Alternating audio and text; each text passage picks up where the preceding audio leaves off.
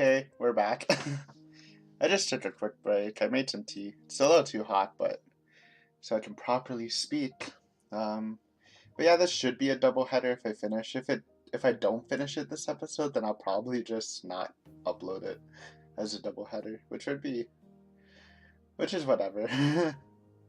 Depends how long it is, of course. But we'll see. Let me take a quick sip to see how hot it is. Just in case it's not a double header, last time Rena was kind of chasing Keiichi, trying to quote unquote save him from being transferred out, which means she did have different intentions from those villagers, I think. Yeah, there's like a flashback explaining kind of the situation where Rena at her old school where she beat her group of friends with a bat and smashed the windows, and then she said she blamed it on Yashiro-sama. Then Keiichi basically got away, but then two villagers we don't know the names of, with like neon eyes, or I don't know if they actually had neon eyes, but that's what the art showed, and they basically strangled Keiichi and he blacked out, and then we woke up with Rena, who called a doctor and is taking care of him. If I had to guess, since Keiichi blacked out, I'm just trying to guess that Rena came and killed them, maybe, though that might be too much. I don't know. It's just weird that Rena would find him like knocked out and they didn't do anything to him, just strangle him and leave him. Or maybe they did do something to him and we just don't know. But yeah, let's get right into this. Looking at Rena's delicate frame, it was hard to believe that she had not only gotten me back home, but even dragged me all the way up to the second floor. Excuse me. Did she have some help?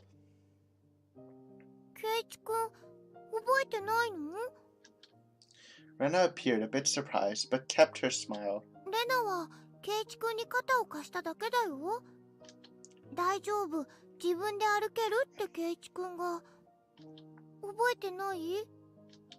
Oh, maybe Keiichi like knocked them out or something, or killed them. But he just doesn't remember. I didn't remember. My memory is fuzzy after the point where I lost consciousness. 二人組はどうした？レナが来た時、俺と一緒に、あるいはそばに二人組の男が。いなかったよ。She said it bluntly. The way she stated it felt slightly unpleasant. I was just too timid at that time. I might have been able to force some answers out of Rena. But if I did that, then this time Rena might transform into the scary Rena, who I didn't know. Fearing that, I didn't press any further. Thinking about it, it was the obvious choice.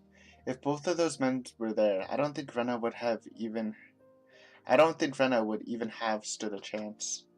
I couldn't find a way to explain it unless I assumed she brought me here after those two were already gone. Rena was still smiling. Her eyes sparkled warmly. Yet, I felt like I was hallucinating when I saw something. Something akin to a shadow slowly creeping across her face. That small omen sent shivers down my spine. While Rena was still Rena, I needed to make contact. I needed to contact Uishi-san. Rena stopped me when I tried to get out of bed. She said it would aggravate my wounds, so I should sleep. トイレに行きたいんだけどな。ごめん。Rena couldn't say anything else. While Rena stayed in the room, I quickly went downstairs to get the phone receiver in the living room. When I approached the front door, the doorbell rang. Ding dong. It must have been the doctor Rena had called. It was strange for a patient to welcome in the doctor who was making a house call, but it would be incredibly reassuring to have him here for the considerable time it would take Uishi-san to get here. I carelessly opened the door with that simple assumption and regretted it almost instantly. Yeah. Oh, it's Mion. ミオン。あれ？元気そうだね。倒れてたって言うから様子見に来たんだけど。Yeah. Keiichi, you're doing so well なんで俺が倒れてたって知ってるん being だよ。 careful. レナが電話してきたから。他に理由が必要？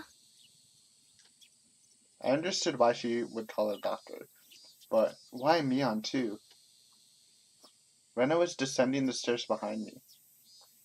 レナ、ケイちゃん大丈夫そうだよ。たく、心配して損した。そうだね。レナも心配して損したかな。They both began laughing. It appeared to be cheerful laughter, but I couldn't shake the feeling that there was a darkness looming over them.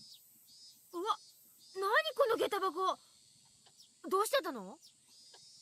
The shoe rack that I smashed to pieces had been like that since yesterday. 転んでさ、その拍子に持ってたバットで叩いちゃったんだよ。持ち慣れないもん振り回してるからこういうことになるんだよ。I kept the fact that it was none of her business to myself. でもこれじゃおばさまたちが帰ってきたらびっくりしちゃうね。後でレナが片付けておくね。さあ、ほらケイちゃん。重病人なんだからちゃんと寝てないとダメだよ。Don't say that. さあさあ、お布団に戻った So 戻った。 ominous when you say that, Mion. Both of them urged me up the stairs. I had no chance to call Uishi-san. He might be dead already, honestly. Mion might have took care of him.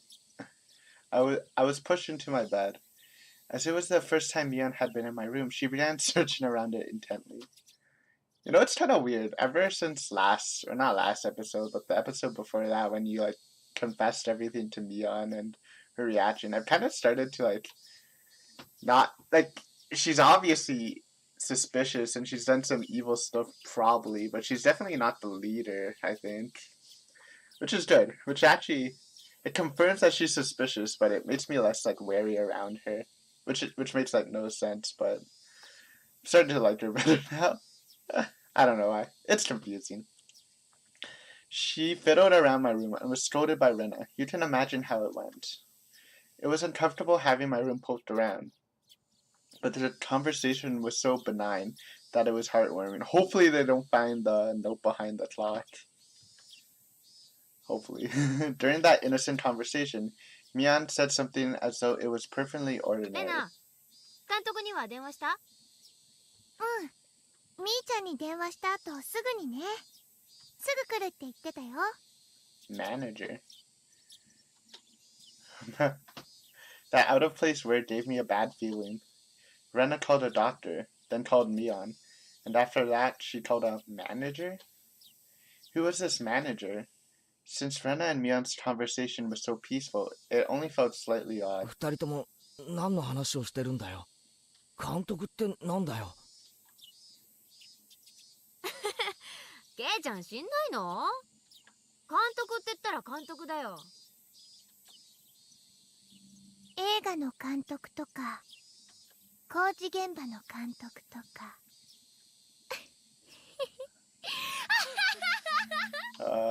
It was going so well. Why'd you laugh like that? I dug through all my memories for a manager who might have business with me. Only one thing came to mind. What Rena had just said. The construction site foreman. The very first victim of the first incident. The dismemberment at the dam construction site. The foreman? But that was strange. He was supposed to be dead.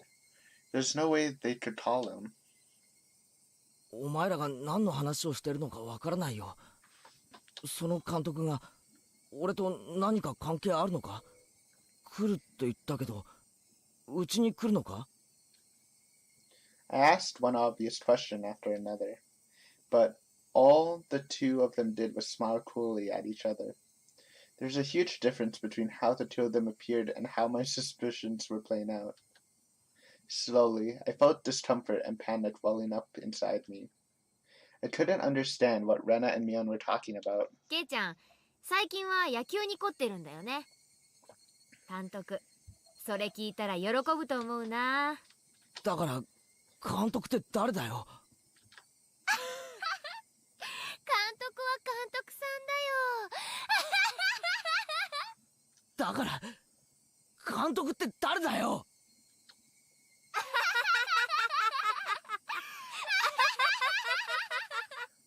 This is so freaky. Rena and Mion looked at each other and laughed haughtily. That disturbing cackle unpleasantly resounded around me.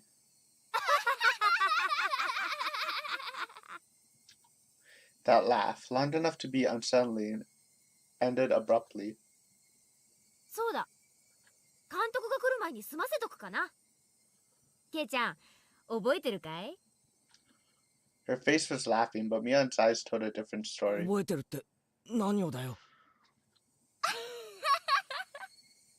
ケイチくん忘れちゃったのかな。罰ゲームなんだよ。罰ゲームなんだよ。忘れちゃったのかな。おはぎの宿題。Oh. どれがレナの作ったおはぎかを当てる宿題。あれ、確か宿題忘れだったよね。I certainly did have that homework, but I had thrown away the rest of the mochi after I found that sewing needle. So I wasn't able to answer which one Rena made. The penalty for that? Why now?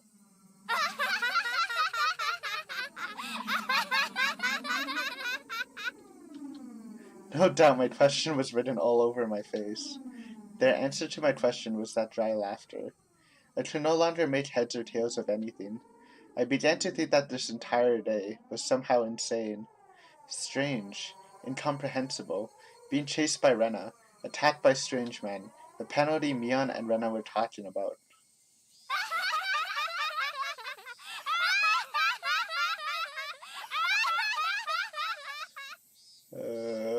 I'm actually getting like chills every time they laugh. Wait, were these two laughing at? It didn't take long for me to realize I'd been dragged into an abnormal situation. Who were these two? Who are these people? Who are these doppelgangers of Rena and Mion? Rena had gotten behind me at some point. Why was she pinning my arms behind my back? 何の真似だよ。動かないでね。罰ゲームだから。It was so much about my thing that Rena was not working with the villager, or maybe she's still not, but she's working with Mion, who I thought would be on the villager side. My body was already very sluggish, and Rena pinning my arms made it that much harder to move. I seriously tried to struggle, but she wouldn't even budge. My panic began to well up, and I realized this was well beyond the realm of jokes and pleasantries. This freakishly monstrous strength, it would have been impossible for the Rena that I knew. Then, these thin, frail arms grasping me firmly, whose arms were they? ケイちゃん、抵抗しちゃダメだよ。快速大、何錠でもいいや。罰ゲームに抵抗しちゃダメなんだからさ。Mion, no, that thing that looked like Mion, spoke to me like how Mion would speak to me. But I was certain that this was not Mion. Someone who wasn't Mion, someone who was just pretending to be Mion. 監督が来る前に済まさないとね。Mion fished into her pockets and pulled out something bizarre. I could tell what it was by just looking. But for such a thing to be in her pocket, my mind wouldn't accept it. なんだよ、それ。It was a small syringe. It was a small, clear syringe, the kind a doctor might use if you went to them with a high fever. Rena held me even tighter, and I could hear that clattering laugh that no longer sounded like laughing blaring into my ear. That eerie laughter. It wasn't something that the Rena I knew would ever produce from her own throat. This thing that was pretending to be Rena, was this their real laugh? Unable to defend myself, the syringe Mion was holding drew closer, and that needle tip was waved in front of my face countless times. 大丈夫大丈夫。痛くないから痛くないから。何をする気だよ。これは一体何の真似だよ。ケイちゃん、何言ってんだか。分かってんでしょ。何が？俺には何が何やらさっぱりわからねえよ。知ってるくせに。今さらかまととぶられてもな。わけのわからないことを言って俺を煙に巻くのはやめろ。富武さんと同じ目に遭ってもらう。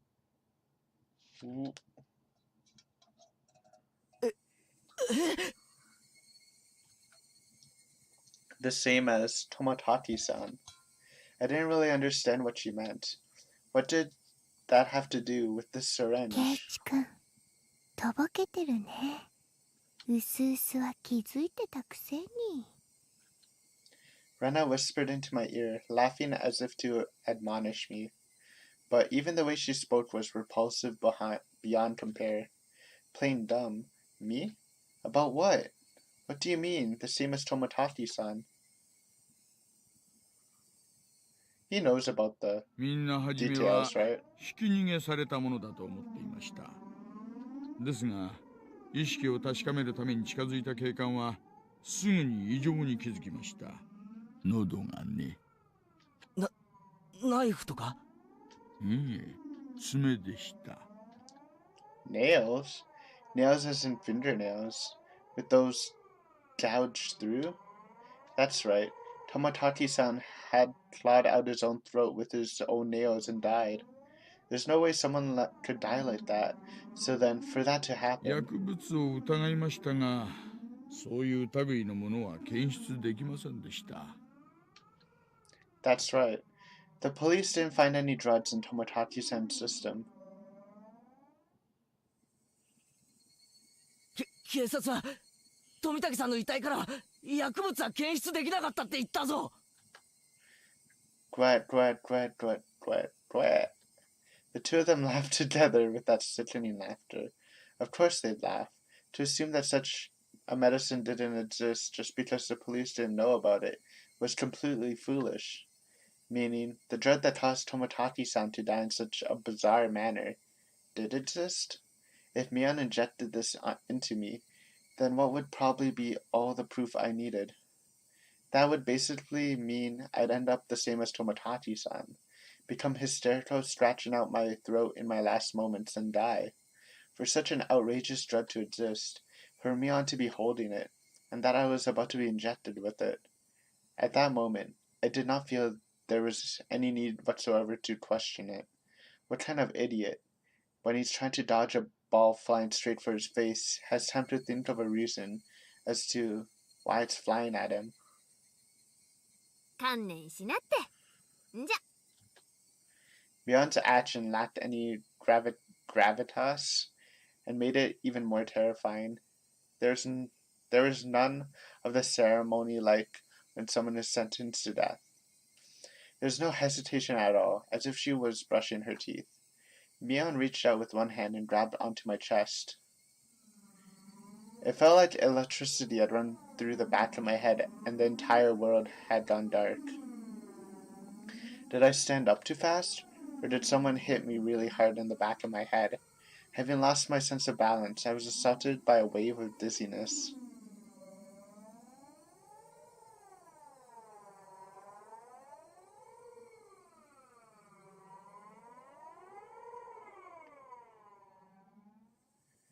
Chapter break. This just kind of confirms that Mion's not the leader, and the manager is obviously the person pulling the strings to an extent. Is this not the last chapter? Oh, no, it's still going. Okay. I squatted down for a bit. When I came back to my senses, my entire room had changed drastically. The numbness in my head was gone, and slowly, I could tell blood was flowing to my extremities again. How long had I been squatting here? How many minutes? Or has it been hours? It was almost as if the hands on the clock had stopped moving the entire time my eyes were closed. Really? The air in the room wasn't filled with that madness from before, only a dull silence. Rena wasn't there pinning my arms, and Mion wasn't there about to inject me with a needle. No way. Could it be? All of it? was a hallucination. There's no other presence in the room besides my own. It was the weirdest experience I'd ever had. I was certainly with Rena and Mion. I doubted my sanity for a moment, but I also seized with some sort of comfort. I guess that terrible ordeal was a hallucination. Neither Rena nor Mion. They wouldn't ever do something so terrible. My head grew hot. I could tell my emotions were welling up. Why? That wasn't a reason to cry. Why? It was sorrow. Why was I sad? I don't understand. I don't understand. Kind to everyone, not discriminating against age or gender. Mion. That Mion was sprawled by the window in an unnatural pose. Blood stained her a deep red from her head down to her chest. The bright crimson smeared on the walls. That splatter had undoubtedly came from Mion. She always had that bright smile, and was kind to me from the day I transferred. Rena. Rena's dead too? That same Rena was slumped at my feet and was making the same pool of blood as Mion. I couldn't comprehend what had happened. Did someone come to save me? Then they beat these two down with this metal bat? I finally noticed the weight in my right hand. How long had it been there? It was Satoshi's metal bat. It was covered in a deep red. There's no doubt that this was the weapon used to mutilate both of them. And I was holding that weapon. I was the only person in the house.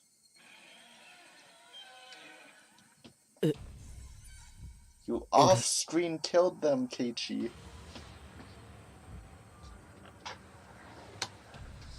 Looking at this subjective, I was trying to say something else, but I tried to think of something to fit in. Looking at this objectively, I couldn't think of anyone other than myself who could have done it. Well, he was blacked out. Maybe just someone came in, killed him, and put the metal bat in his hand to, frame him. That's right. Keiichi Maibara. Of course I did it. I told myself gently, as if coaching myself. Hey, me. There's no reason for you to remember it, nor is there a need to regret it. Eat or be eaten. You get that, don't you?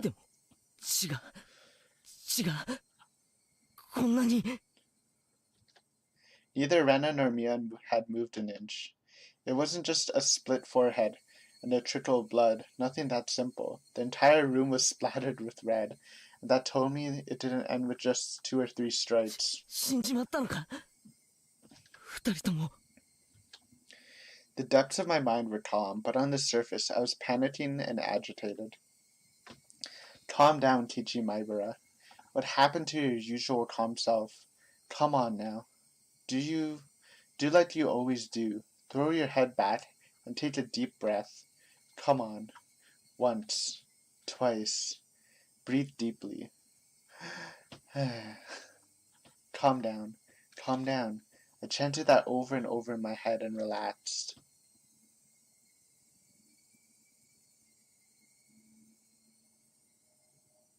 Color came back to my vision, and smells reinfused the air. At the same time, I remember what happened when I blacked out. Went berserk mode. Rena and Mion had attacked me. They were about to inject me with whatever caused the same symptoms as Tomotaki-san, but right before that happened, I fought back. I twisted my whole body and threw Rena as she was pinning my arms. Then I followed up with my spin and rammed my foot as hard as I could into Mion's torso. It was soft. Rena tried jumping on me, so I tackled her as hard as I could and slammed her against the wall. I didn't let that brief moment of having them off balance slip by. Satoshi's bat that was left carelessly by the side of my desk. Bleep. At that moment, everything went pitch black. There's nothing recorded past this point in the videotape of my mind. No, that wasn't right. It wasn't that there was nothing recorded. It was recorded just fine. Just the other me inside myself had told me not to look, and I had turned off the TV. Just because the screen had gone black, I couldn't see it. Didn't mean that the videotape within me hadn't recorded it. The TV was just off. The video was still playing. The tape within me, creaking along, still playing.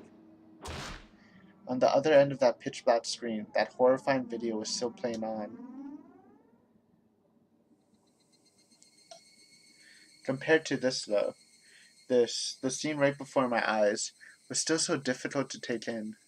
There was blood splattered everywhere on the walls, and the two of them in these unnatural poses. Not a sign of movement from them. I couldn't even tell if they were breathing. No matter what the circumstances were, my friends, these girls, I had attacked them. I may have even killed them, but if I hadn't done this, I would have been the one done for. Balancing that out on an imaginary scale, it felt odd that I'd even feel bad about it. Even if it was a bit excessive, this was justifiable self-defense. The proof was all here. The two of them collapsed here, and Mion's syringe. Mion's syringe filled with some unknown drug would certainly solve the mystery surrounding the incident with Tomodachi-san. And from the fact that both of these two were involved, they'd be able to pick out the criminals one after the other. Still, I might be suspected for this, but that was just fine. Anyway, now this should be a police affair. This wouldn't fade into the darkness like Renner's past incidents. As long as the police were involved, that should bring this to a close. They'll probably revisit their investigation on the chain of incidents. Uishi-san would definitely get to the bottom of it.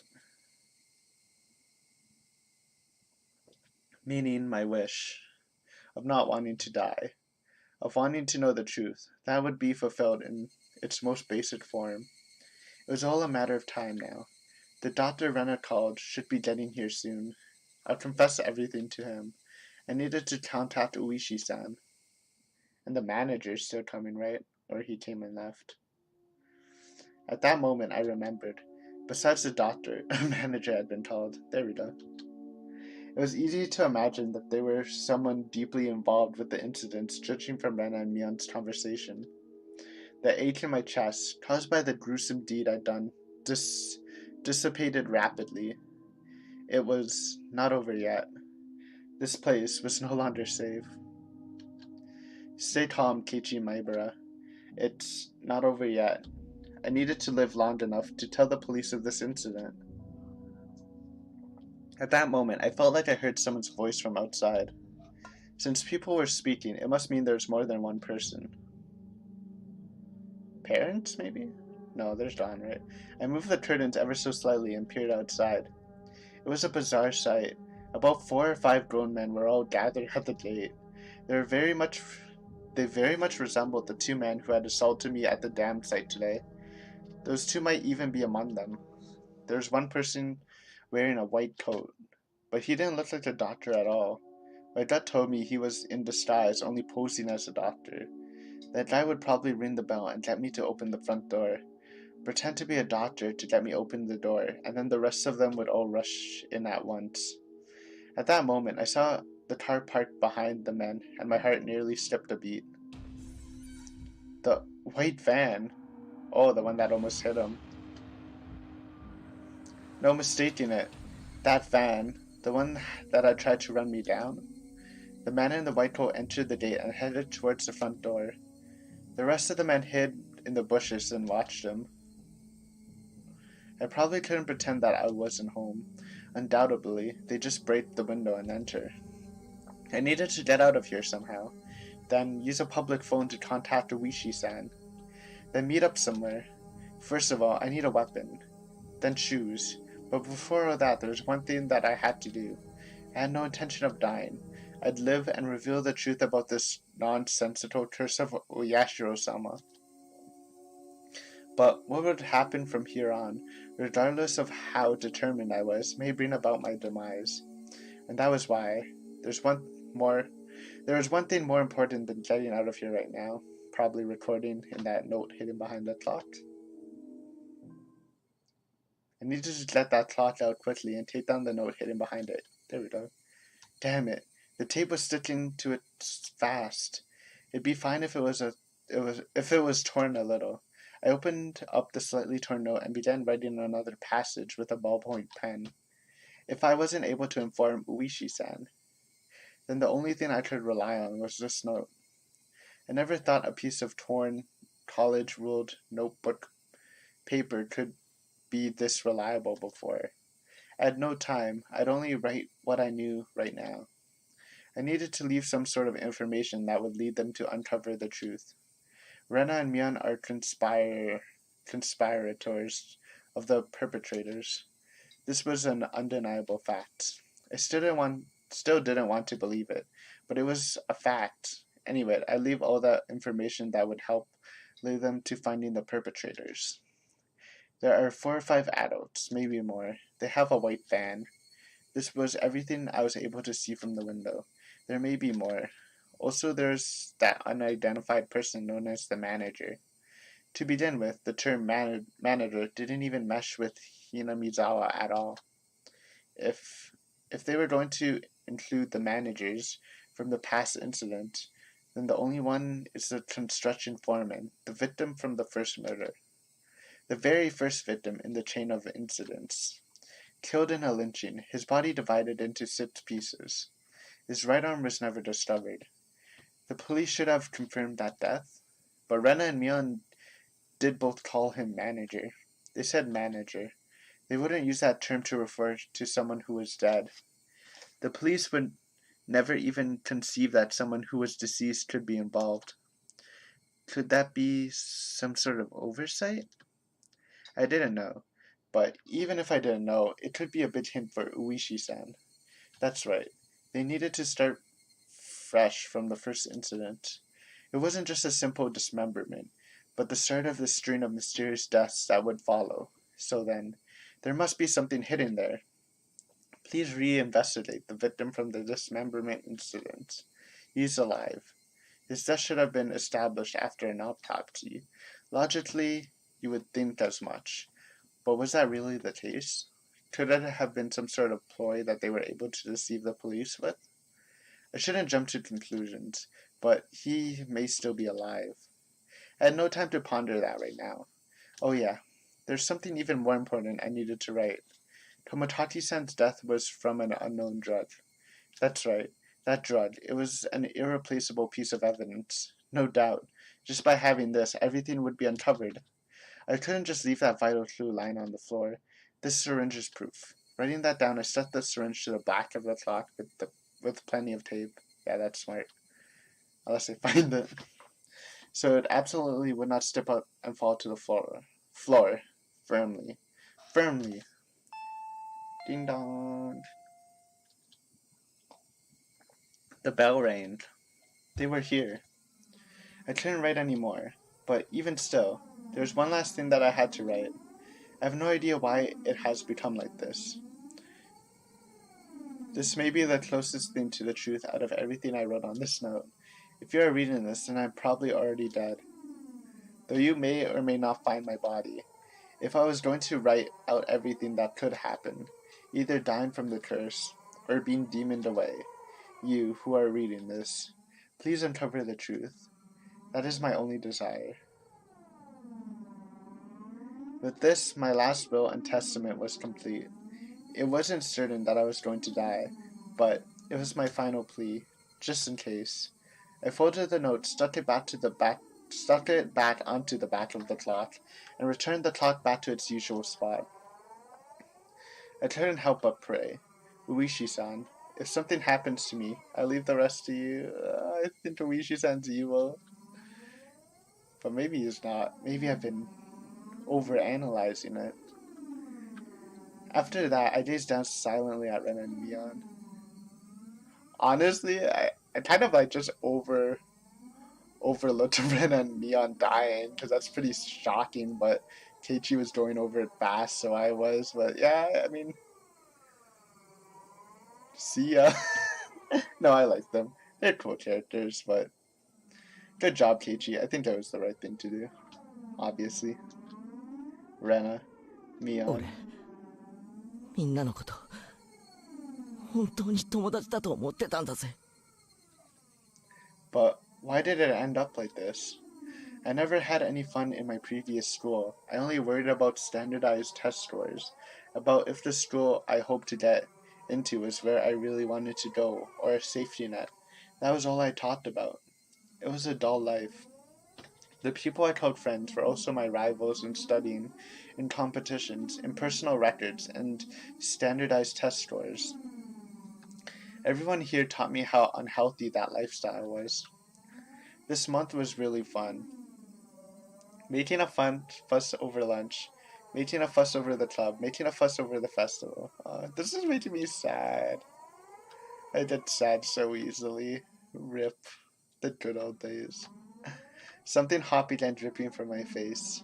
Uncontrollable tears. I should have had no obligation to shed tears for them, but they wouldn't stop. Even if they were after my life, even if they were trying to kill me, everything that happened in this month, I wouldn't forget it. Or could it be those happy days were all a facade as well? Was it all a trap, meticulously orchestrated up until today to ensnare me? Could it have been that I had just arbitrarily assumed that they were my friends? That couldn't have been the case. Both Rena and Mion, they really were my friends. Those happy days, there's nothing fake or unclear about them. Someone probably forced them to try and kill me, or their minds were taken over, possessed by the supernatural entity known as a Yashiro-sama. Or brainwashed. I remember I just kept saying brainwash theory, which is probably as viable as the curse theory. Maybe even less so now. Yikes on my part. Regardless, both Rena and Mion, they were the best friends ever. Only second to Sadako, of course. And when they were coming after me, it wasn't of their own violation, but they weren't the kind of people to sell off their friends, no matter what means were employed to force them. And there's no way such a thing as being possessed by Oyashiro-sama could happen in reality. Then, did the Rio, Rena and Mion, come after me? What was I thinking? What a silly, dumb idea. Having beaten down both Rena and Mion, I was still debating if they were the real ones or fakes. There was no real or fake. Only the reality that was before me. Rena and Mion were sprawled out at my feet. That was the only truth. I was only trying to twist the facts to my benefit, that I had beaten my friends to death. No matter how I spun it, it wouldn't change reality. Rena and Mion were both dead. It felt like there was a crack in the dam of strange emotions I was holding back. It felt like my calm state, which was nothing more than a bluff, had receded, and in that opening, insanity was leaking out. I killed them. I killed them. Rena and Mion. I killed them. The doorbell rang again. The unrelenting echo pulled me back into a state of composure once again. I didn't have a moment to spare. Quickly, I needed to get away. I didn't want to die. I would uncover everything after that. The identity of whoever or whatever had pushed me this far. Even if I had to drink mud and eat grass, I would survive. I would survive. I would definitely survive. I killed Rena for that very reason. I also killed Mion. I went that far just to keep living. So I can't die. For my sake and for the sake of the late Rena and Mion. I have to survive. I ran towards the door and grabbed my shoes. The doorbell rang again, as if to urge me on. Behind this single solitary door, they were there.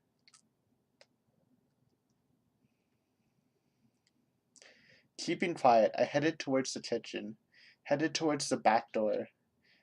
Before opening the back door, I put my ear to it and checked for people outside. No one?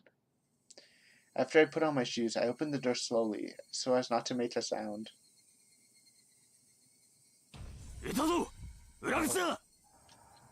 A piercing voice echoed out. That voice stabbed through me, settling my hair on end. I had to run. Get out of here, Keiichi.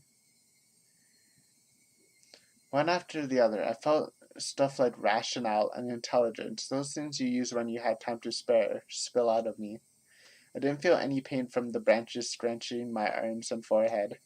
My autonomously pulsing heart also felt neither fatigue nor pain. My entire being just wished to live. There was nothing else it desired. It probably had no complaints whatsoever, so of course I wouldn't feel fatigue. I just ran. This is a new background. With a little grave, I think. Just recklessly rushing in the direction I was already heading. Even if nobody was chasing after me, I'd still be running like this. There wasn't a thought in my mind about where I was headed. Turning around, I felt a presence right next to me. That presence was, without a doubt, chasing me like my shadow. If I took one misstep, I would be devoured. That's what I thought. So I didn't turn around. I didn't stop. I ran, at full speed.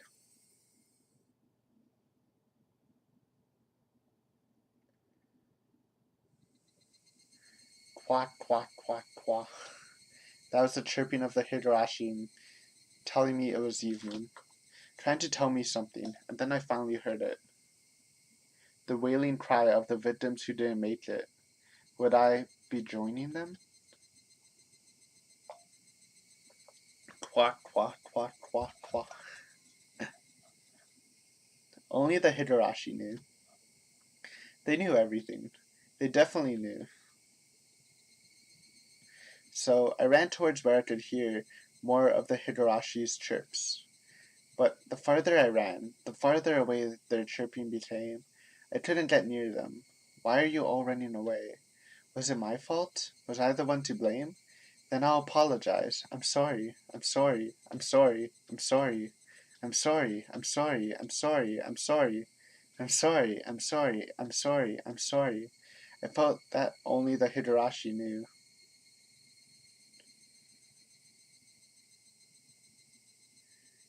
So many chapter breaks. This the final chapter is always gonna be super long. Mixing the climax with the final chapter. Achievement. The smoking room was filled with a cloud of cigarette smoke. The expensive smoke filter gave off some crackling electric noise, but didn't seem like it was doing anything at all. Why do smokers have to be shoved so far down this corridor where the sun didn't even reach? I recalled hearing that the tax revenue from tobacco was about a ninth of the municipality's revenue. We were the most heavily taxed members of this municipality, so I really wish they'd show us a little more respect. どうしてこれがウーマン切りなんすか？街が Yeah, 狭くな we っちゃ are うんすよ。 Oishi right now. One of the younger detectives was having a staring contest with the Mahjong magazine called Next Turn. ウーマン切ってもテンパイ崩れませんから、 I don't know how to play Mahjong. 海底にかけるなら両面で受けた方がチャンスあるんじゃないですか？クマちゃん、川を見てください。ウーマンは全員切ってますから安牌なんですよ。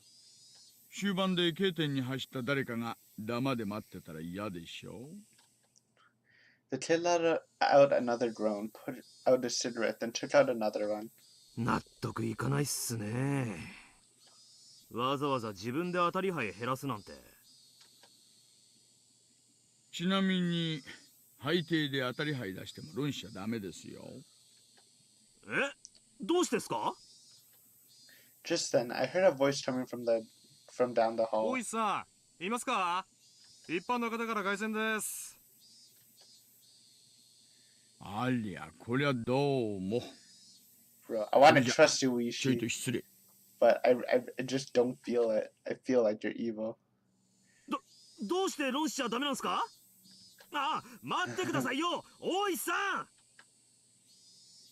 Hopefully I'm wrong. I usually hold on to my gut feeling for a while until I actually see facts. The man sitting in the seat Uishi-san was heading towards waved at the telephone 凱旋 receiver. です。講習から。ああ、どうもすいません。お待たせしました。大石です。もしもし。大石さんですか？もしもし。前原さんじゃありませんか。どうもどうも。こんにちは。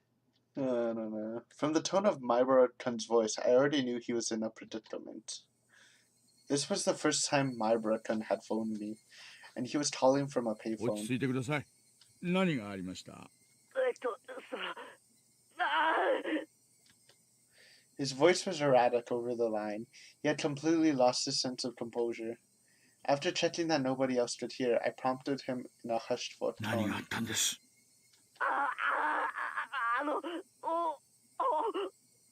落ち着いて前原さん。今そこに近場の警官を行かせます。私もすぐそっちに行きますよ。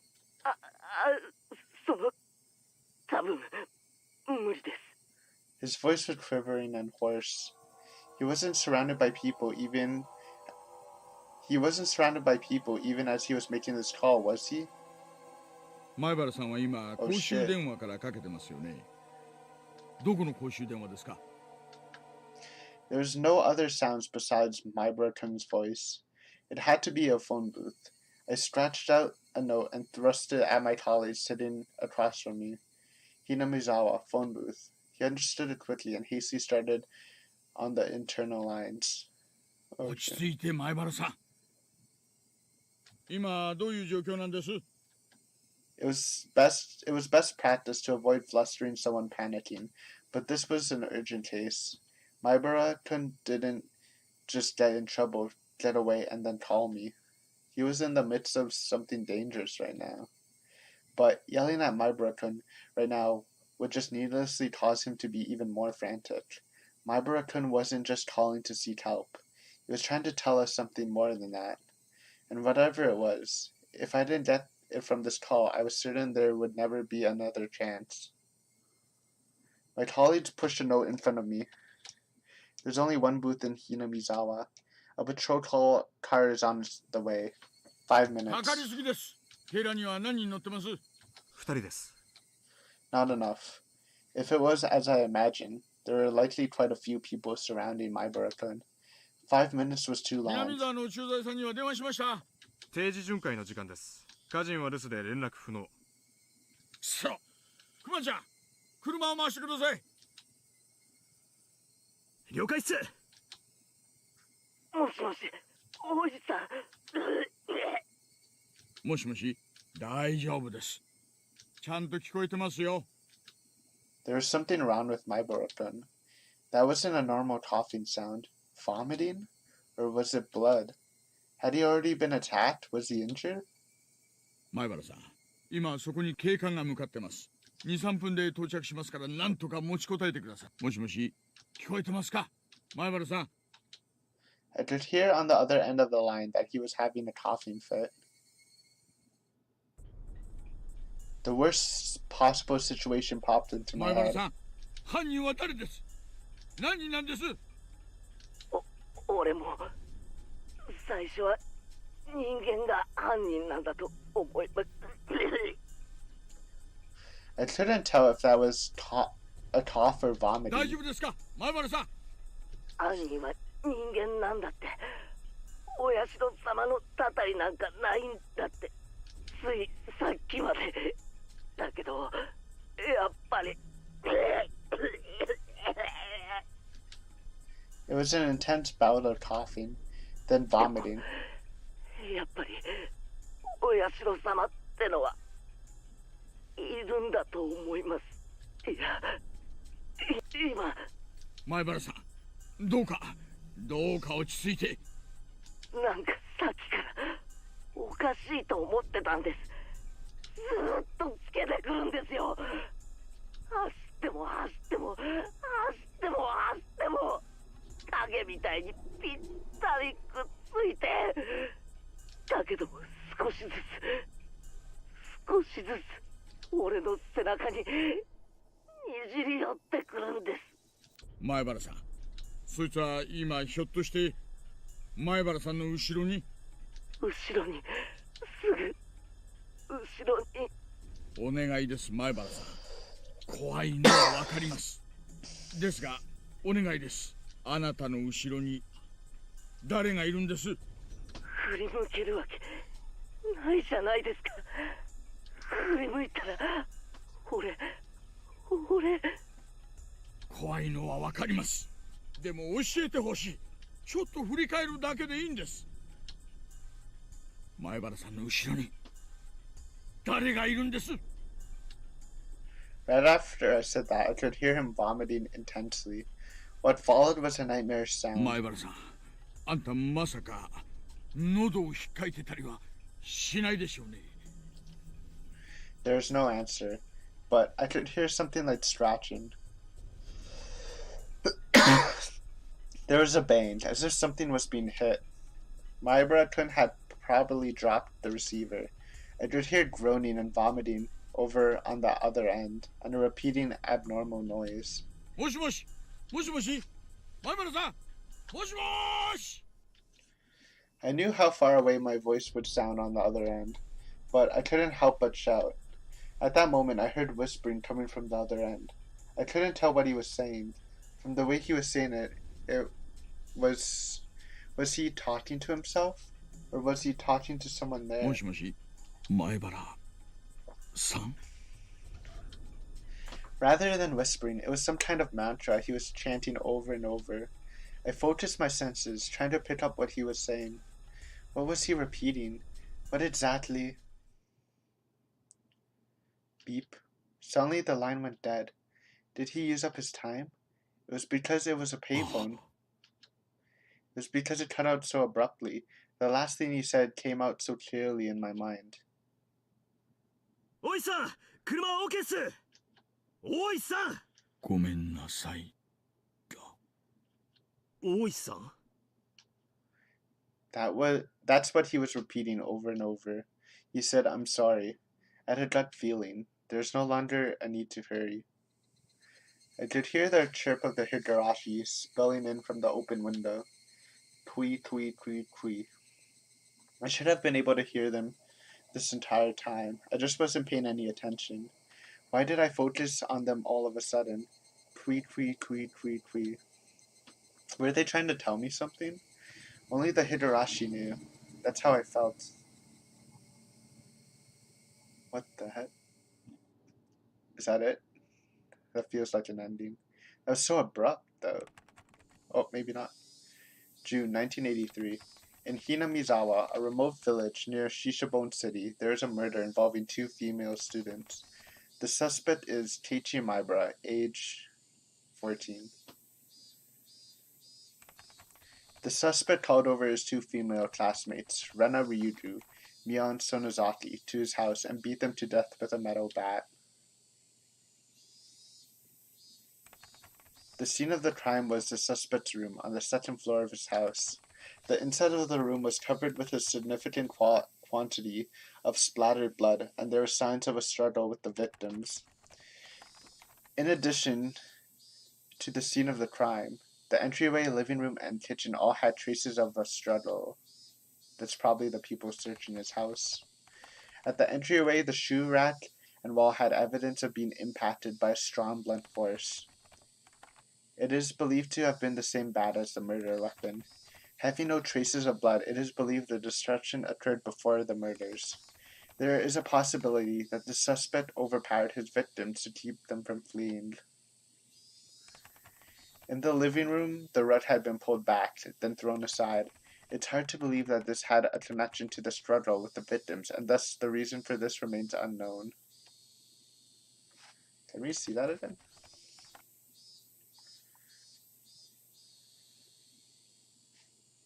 Okay.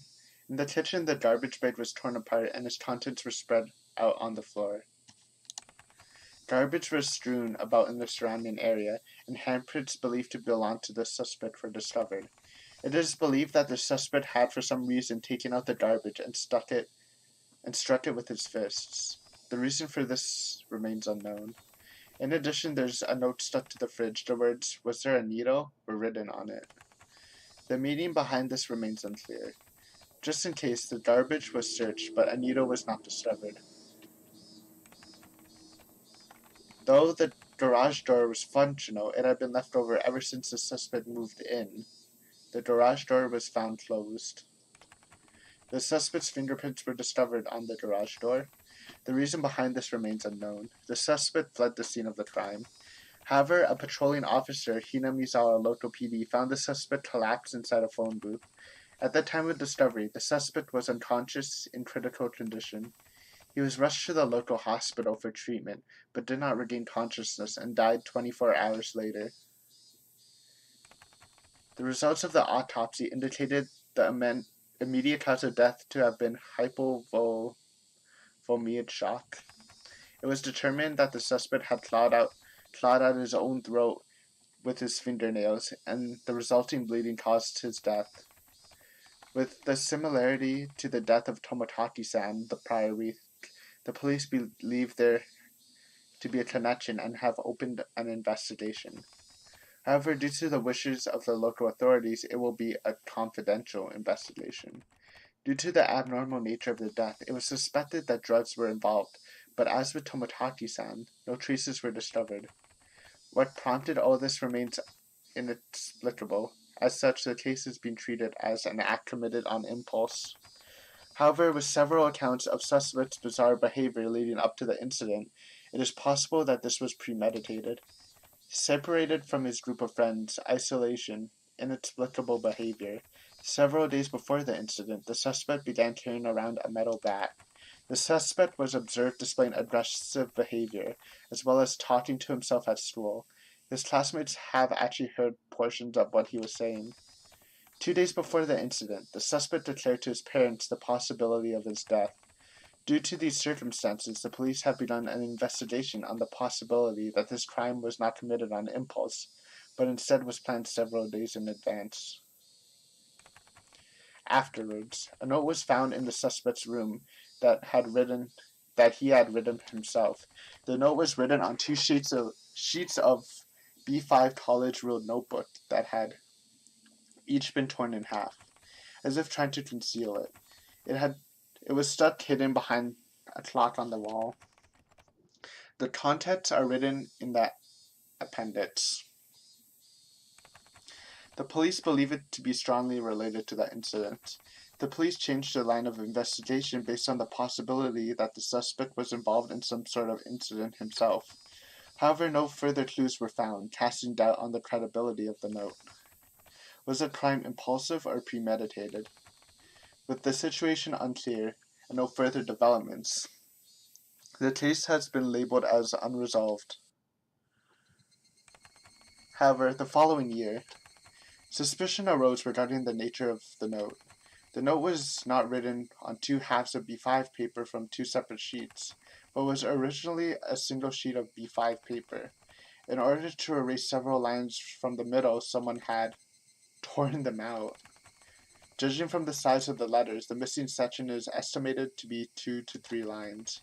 It is highly probable that the person who eliminated the lines in question is not the suspect. In addition, judging from the traces of large quantities of cellophane tape being stuck to the back of the clock, speculation that something other than that note was stuck there has arisen. The person who first discovered the crime was a detective rumored to have a connection with the incident, Kurado Uishi. He underwent voluntary questioning, but denies involvement in any damages to the note. The suspect's note. I, Keiichi Maibara, am in fear for my life. I do not know why they are after my life. The only thing I do know is that it has to do with Oyashiro-sama's curse. Rena and Mion are conspirators of the perpetrators. There are 4 or 5 adults, maybe more. They have a white van. This is all on the first sheet. The selection below this had been ripped out. This is from the second sheet. The section above this had been ripped out. I had no idea why it became like this. If you are reading this, then I'm probably already dead. Though you may or may not find my body. So they ripped out the part about the syringe, obviously, right? I don't exactly remember what Keiichi wrote. Can I go all the way up to see it? Maybe not. No, I can't. Yay. Unlucky. If you're reading this, then I am probably already dead. Though you may or may not find my body. You who are ever reading this, please uncover the truth. That is my only desire. Keiichi Maibara. Don't worry, Keiichi. Detective Aiden is on the case. Wow, that was explosive. It was going so fast I couldn't even like really react to the deaths of all the characters. Okay, we have to save that for later. I'll save that for later. But that was great. Like Mion and Rena's deaths were pretty surprising. I thought Keiichi might have like killed someone, but I didn't expect both of them to die kind of off screen, though they kind of showed a bit of what happened. There's a lot of possibilities to what has happened. It's probably pretty smart for a mystery thing to not show Keiichi, who was the final victim, I guess, to be shown, and instead use Uishi-san over the phone call. I don't know about Uishi-san. He's like during the phone call with Keiichi, he sounded like he actually wanted to find out what was happening. But if you go back before, when Keiichi was talking about him almost dying from eating the mochi with a sewing needle in it, he sounded like so relaxed in comparison. Like, and you said he almost had proof of it, right? And that could have been like, and like if he really is looking to solve the mystery, the proof would have been so important. But he was just kind of like, oh, you didn't get it, too bad. It's just really odd. But I don't know. It also shows that they interviewed him and he was able to investigate Keiichi's house. But I don't actually know if he was the one who ripped out the note. It could have been. And he would have had the syringe, but there could be the possibility that the group of people also just found the note after going through his house. And a big question is, who is the group of people? Is it the villagers? It might not be. I know this is weird. This might be weird, but what if it's like another party, right? I said there's gonna be multiple groups of people. What if it's like Tomotaki's group? I know it sounds so weird, but I did say Tomotaki was he was in some sort of, we know he's suspicious, right? We know Tomotaki's not his name, and he was some sort of organization. I said it might be army, it might be government, because of his stupid army tags. Like, maybe it wasn't the villagers, since they seem to be tactically trained or something, right? Because they were like hiding in bushes and they're really, really like methodical or something. I mean, if they're tactically trained, then they almost got beat by Keiichi when he was fighting two of them. That's kind of sad. But it could be another party. Like, I shouldn't rule them as villagers completely. But yeah. So, if I'm doing parties, there's the village group, which probably led by this manager person, with Miyana and Rena in it. There's Tomotaki, whoever's organization he's working for, who might be related to the Five Men or might not. We'll definitely learn more about him eventually. I think Uishi-san's suspicious still. I don't know. It's weird. They definitely gave him some good vibes at the ending, but the very last part with the police report thing showed definitely showed Uishi-san in a kind of a bad light. Though I don't know. Again, I'm more inclined to believe that Uishi-san didn't steal the evidence, but it definitely could have been him. Especially with my theory that he's trying to hide something else. That's why I didn't care about the sewing needle. Oh, so much thought. I don't know. But this was fun. I guess extra would be, I don't wanna. That's a phone call. Yikes. Okay, well, I'm gonna end it here. You can listen to this very probably obnoxious phone call, and we're gonna do the all cast thing. It'll probably be like a tea party in Umineko, and we'll make that the final episode. If I do that and then release the